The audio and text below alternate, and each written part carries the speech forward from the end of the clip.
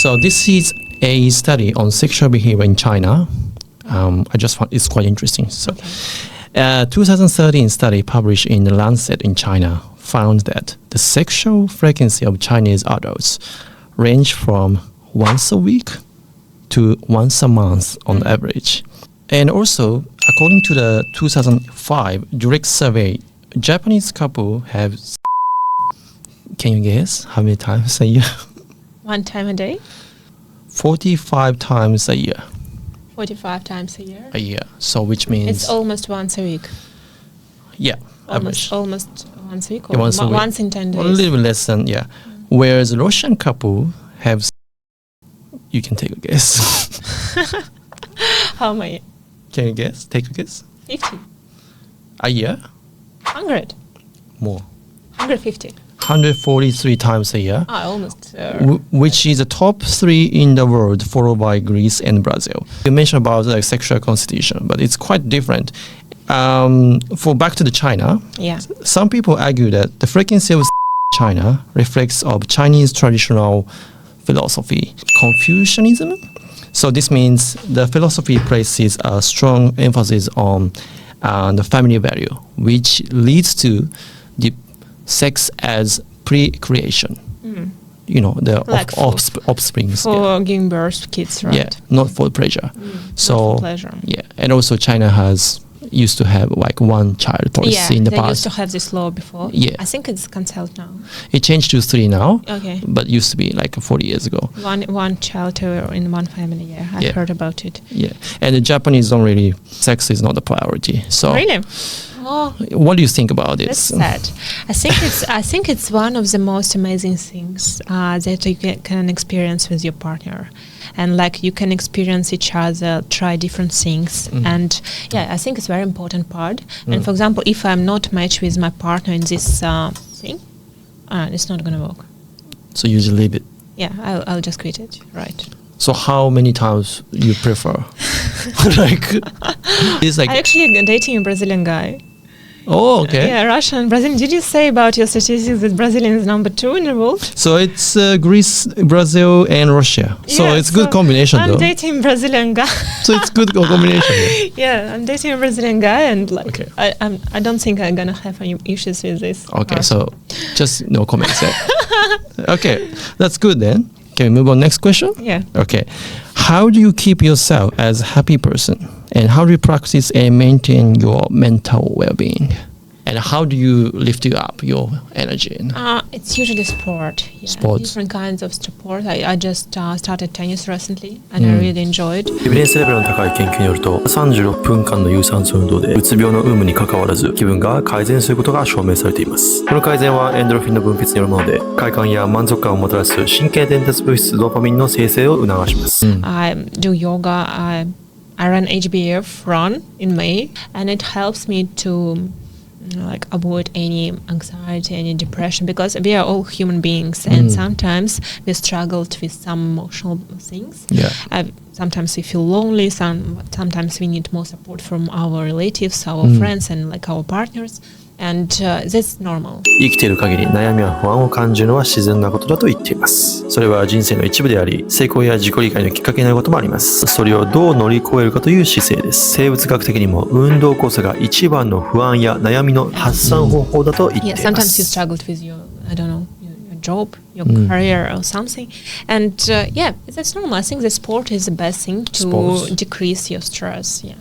This is one study about differences in beliefs and attitudes towards depression and schizophrenia in Russia and United States. Oh, wow.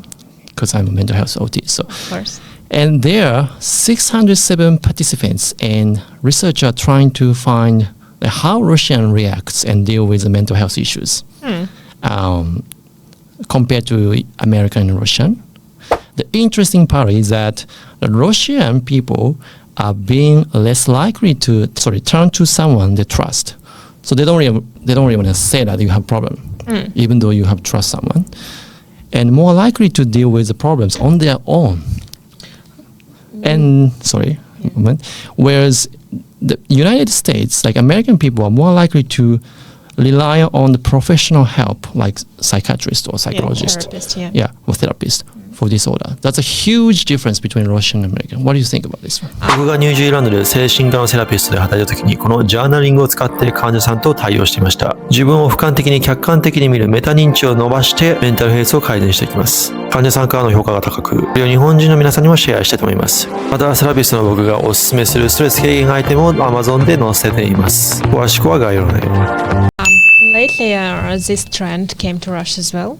To like use therapist help as well. If you have some mental issues, for example, if you break up with your partner that you like lived for many years in a row together, and of course it's quite stressful, and of course maybe it's reasonable to like get some help from professional. Yeah. But it depends because Russian people are quite strong mentally because we like during the years we go through very, very difficult times. For example, my grandparents, they didn't have time to think about these mental things, you know, like, oh, what we gonna do in the future, la la la. They just had to work hard to survive, to feed their family. Every day, right? Yeah, every single day. Like, and they didn't have time for all this bullshit in their minds, you know.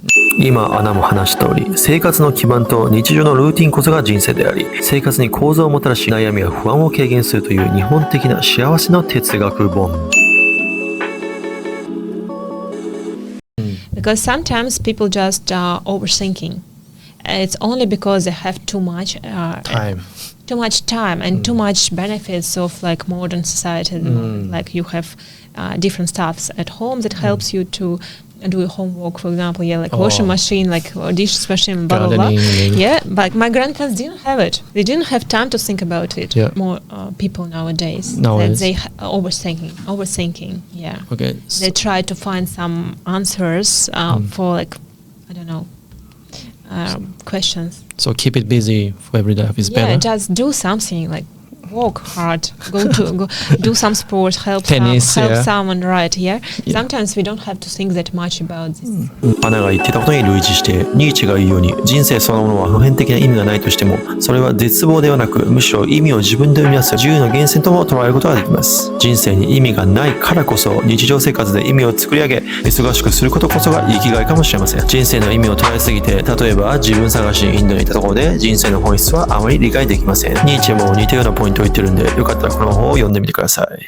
On the therapist as well. And also the Russian participants were likely to view the mental health issue as weak-willed. So which means you are a little bit weak. That's how they think. You know, sometimes emotional pain even worse than physical one. Yeah. And I'm pretty sure that Russians, and maybe based on my own experience, we can go through any difficulties in our lives, especially mental ones. And it's not only about Russian, it's about all Slavic people, you know, because like, for example, Kazakhstan, like maybe Belarus and others, we used to be one country before, and basically we have same values. Okay, let's wrap on today's episode. So did you enjoy today? Yeah, thank you. It was fun. Okay, so thanks for joining my interview, Anna, and thanks for watching, guys, and see you soon. Thank you. 本日の動画はいかがでしたか？よかったと思ってくれたらチャンネル登録はしなくてもいいのでコメント、シェアをよろしくお願いします。最後までご視聴ありがとうございました。お勤め頑張ってください。それではまた。